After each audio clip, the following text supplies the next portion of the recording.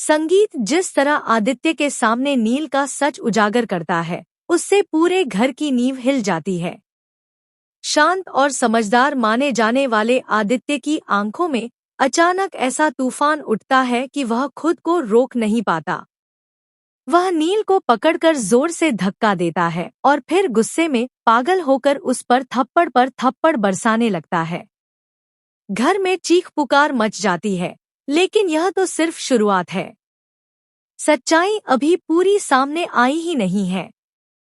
Colours के superhit show मंगल लक्ष्मी के आने वाले ट्रैक में ऐसा धमाका होने वाला है जिसे देखकर दर्शक अपनी सीट से उछल पड़ेंगे।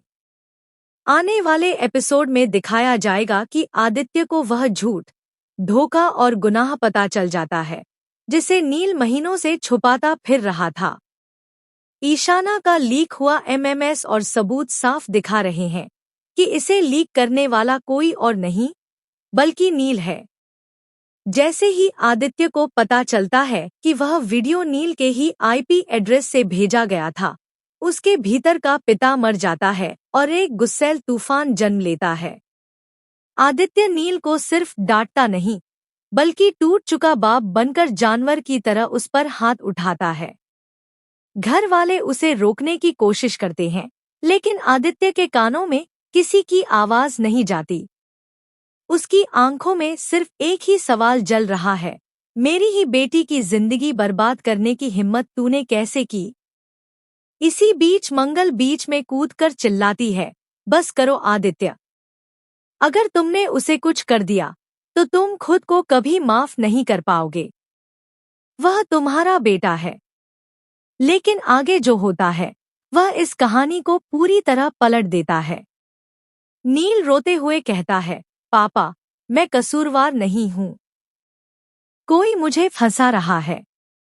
आदित्य गुस्से से कांपते हुए दहाड़ता है, चुप। तुम मुझे पापा बुलाने के लायक भी नहीं रहे। घर में खामोशी छा जाती है। ईशाना की आंखों से आंसू फर्श पर गिरते जाते हैं। मंगल की सांसें अटक जाती हैं। तभी दरवाजा धीरे धीरे खुलता है। कमरे में कोई प्रवेश करता है। हर कोई मुड़कर देखता है। आरव। चेहरा पीला, हाथ में एक पेन ड्राइव। आवाज कांप रही है, आदित्य अंकल। नील दोषी नहीं है। असली मुजरिम मैं हूं।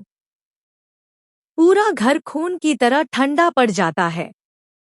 किसी को समझ नहीं आता कि उसने अभी क्या सुना।